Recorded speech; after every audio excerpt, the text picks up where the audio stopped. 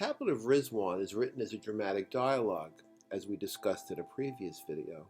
But yesterday we began examining another tablet that actually has the dramatic structure of 3 acts.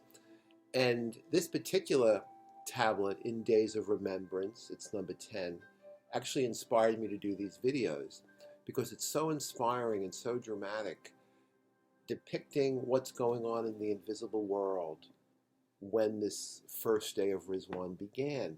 And so we said that Act 1 was paragraphs 1 through 18 in this tablet 10 in the book Days of Remembrance, and that this Act 1 was the scene of transcendent glory.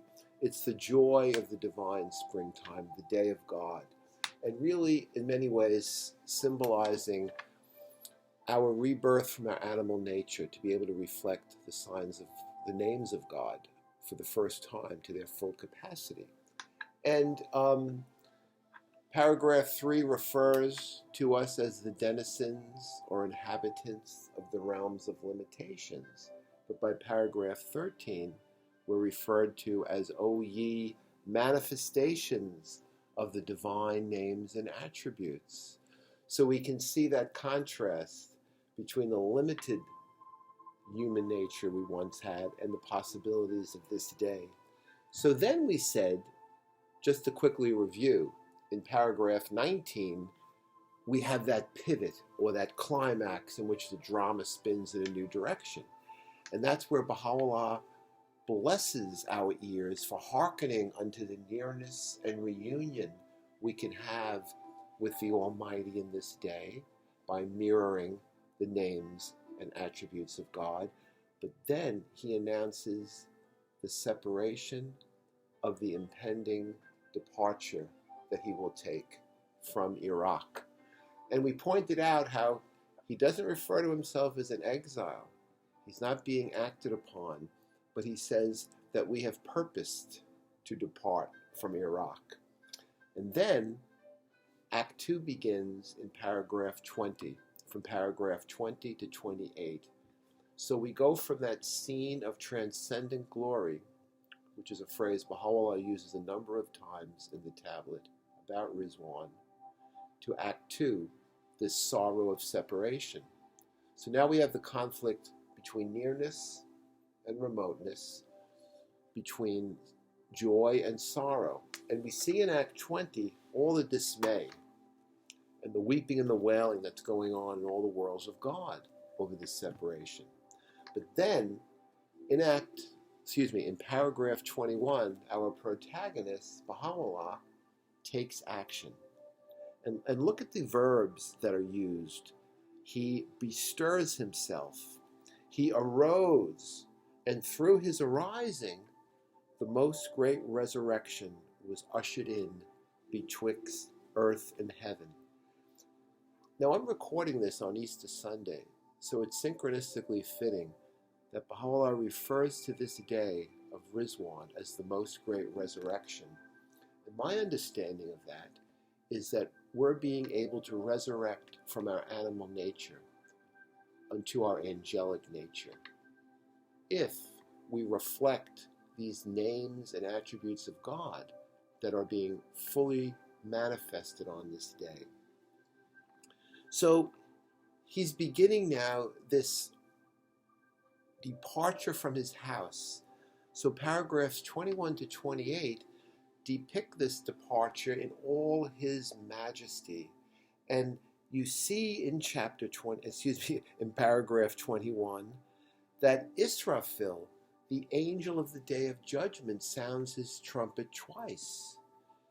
Because the day of the appearance of the manifestation of God is our day of judgment, in a sense that we actively decide for ourselves how we'll be judged based on the degree to which we choose to reflect these attributes of God. So these are the 2 trumpet blasts that the Quran talked about the final days of the promised days. Paragraph 22, the ancient beauty then steps forth, while the kingdom of revelation preceded him, and the heaven of divine inspiration followed in his wake, and on his right strode the realm of command, while on his left marched the hosts of the well-favored ones. It's an amazing procession. Baha'u'llah is being accompanied not just by the physical beings that are weeping and wailing at his departure, by all these invisible hosts. And we're told in 5 different paragraphs in this tablet of these various orders of the concourse on high that we can't even imagine.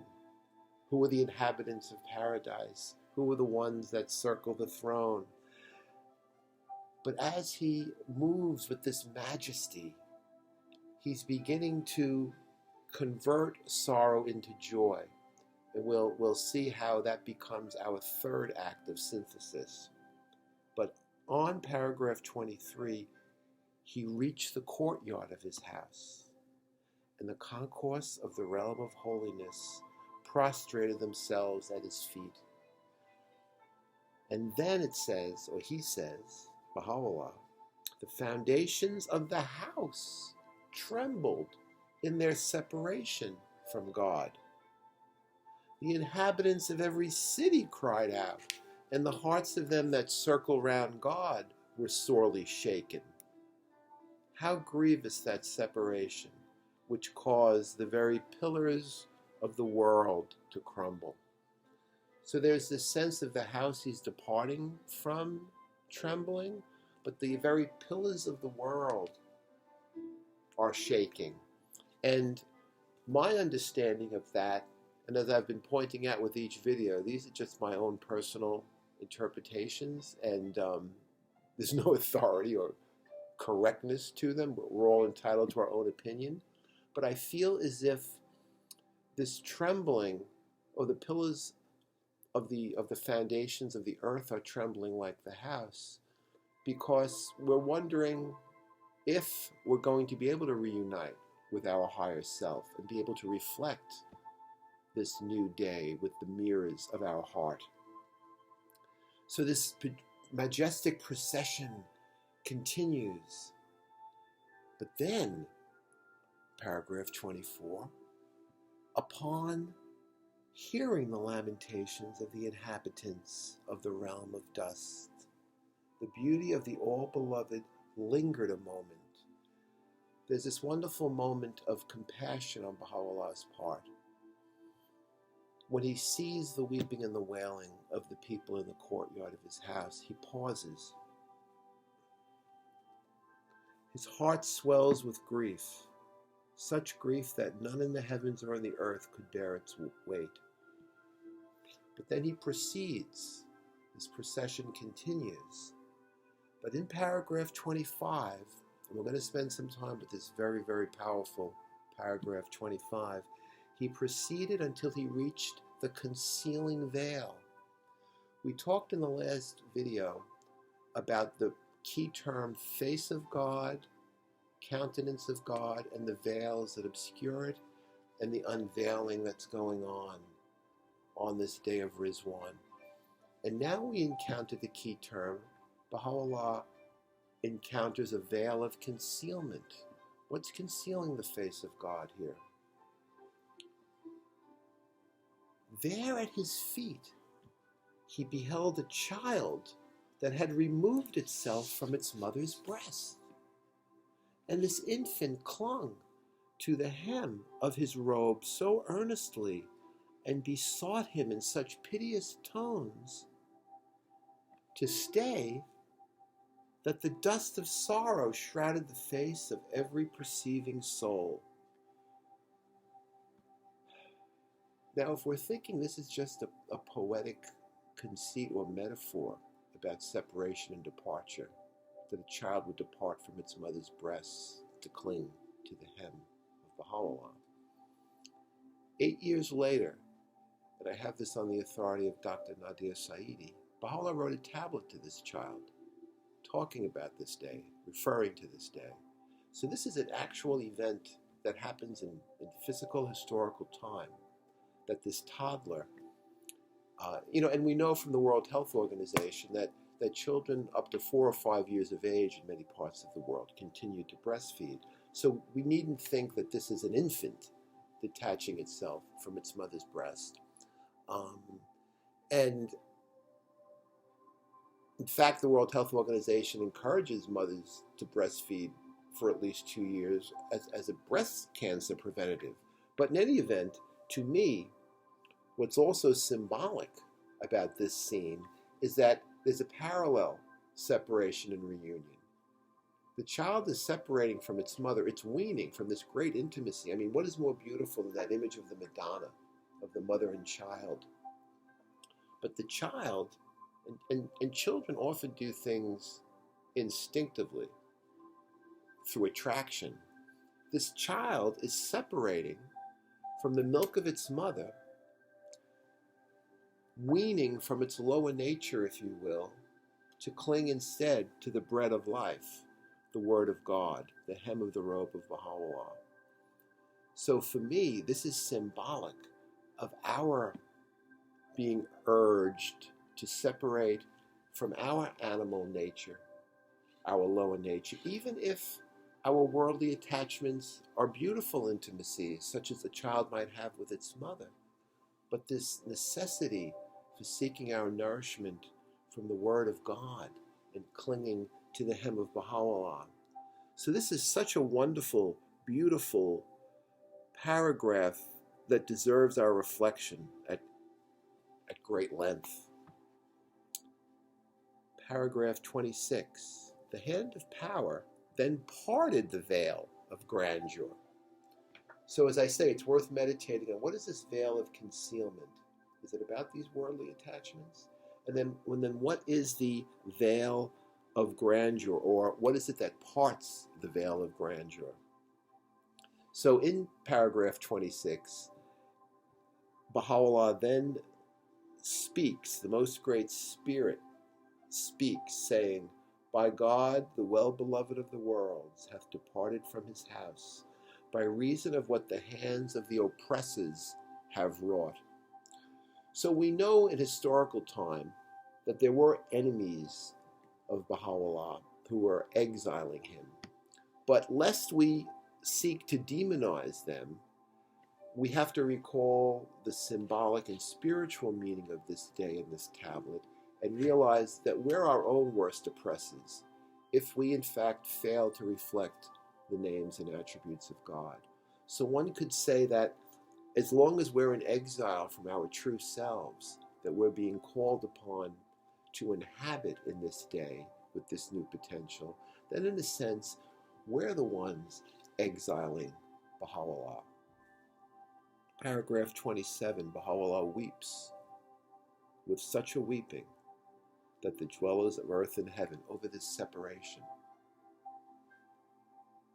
that those suspended in the air before him, those circling around the countenance of grandeur, wept with him.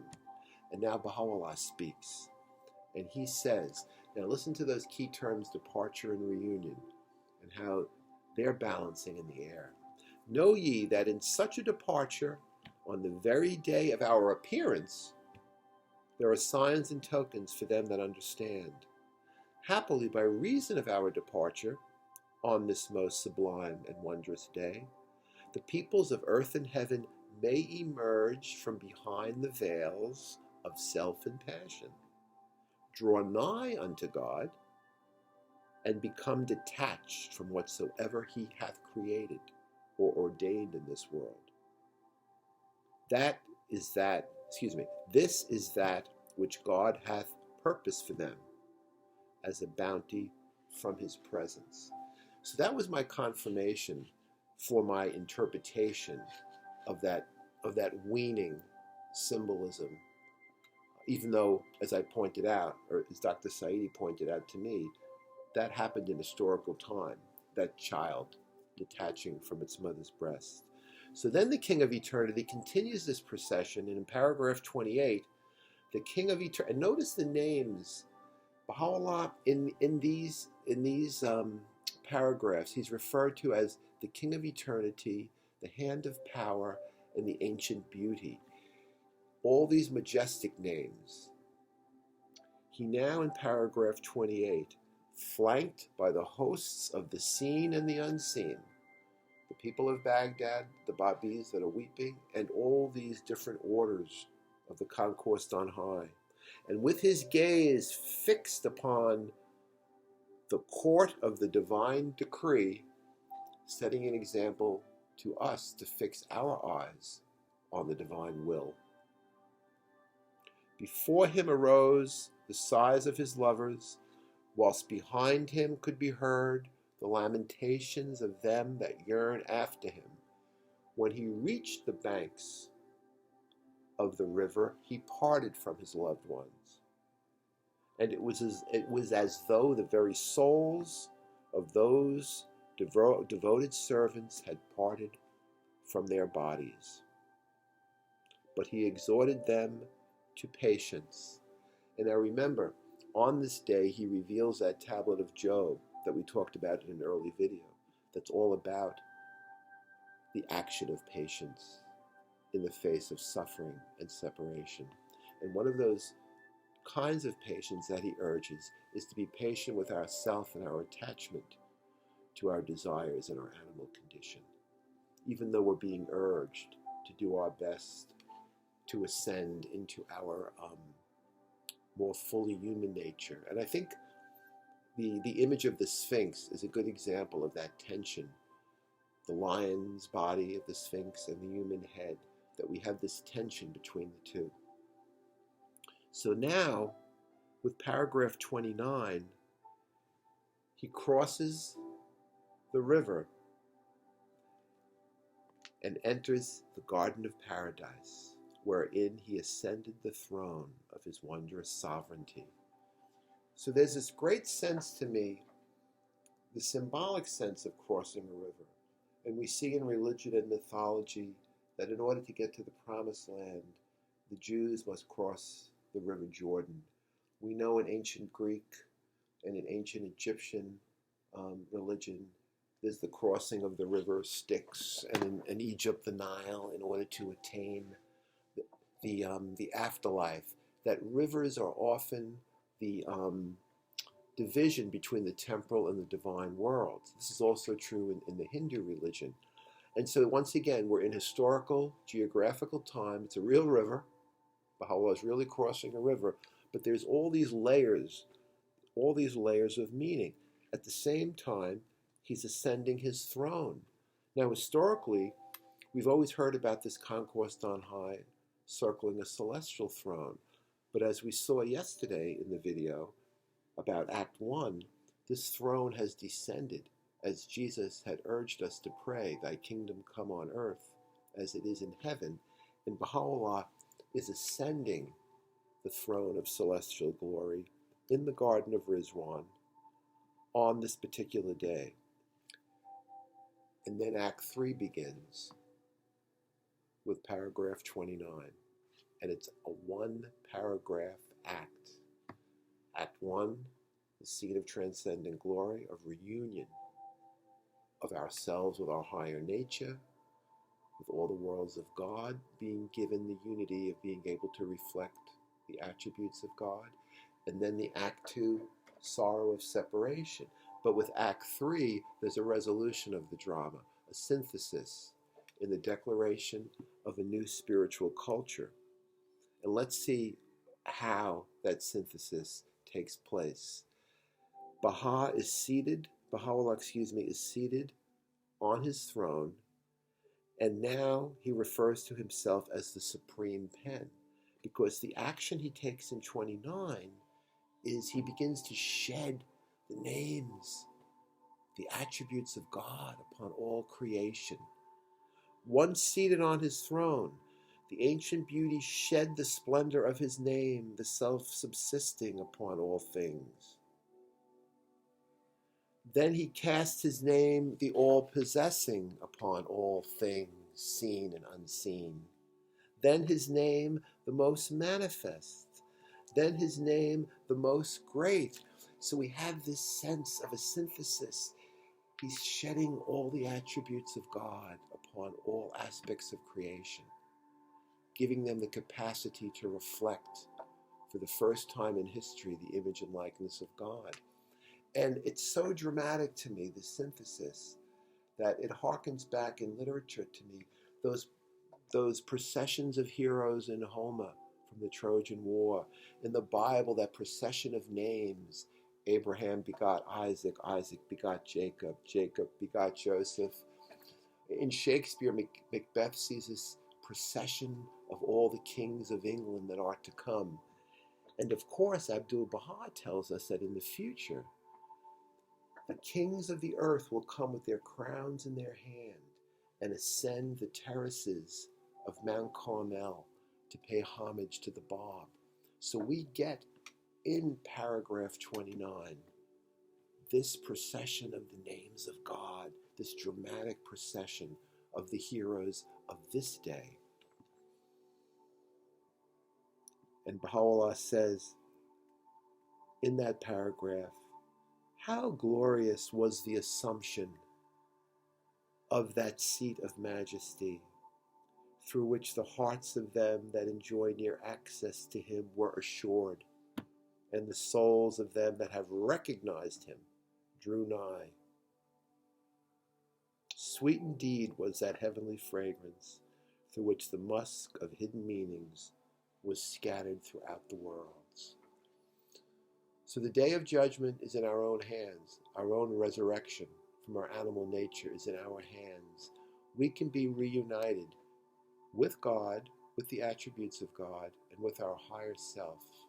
So that even if we're in a physical separation, as many of us are these days, through physical isolation, just as one can be alone but not lonely, Baha'u'llah is showing us, through attachment to the hem of his robe, to his word, we can be reunited with our highest self and truly be reunited at all times, everywhere. And to me, that's the end of the drama, the end of Act 3. But like a lot of dramas, there's an epilogue to these 3 acts. And to my understanding, once again, these are just my opinions, paragraphs 30 to 34 are an epilogue, like a Greek chorus or a narrator.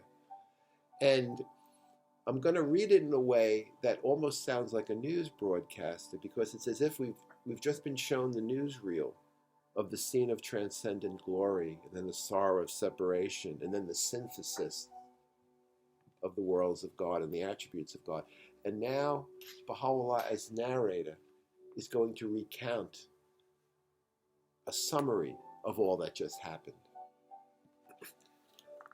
The ancient beauty's ascent upon his throne took place at the very moment the people arose to offer the afternoon prayer before God. Even in this there are signs for those who are well assured, evidences for them that discern, and illusions for such as have been endued with insight.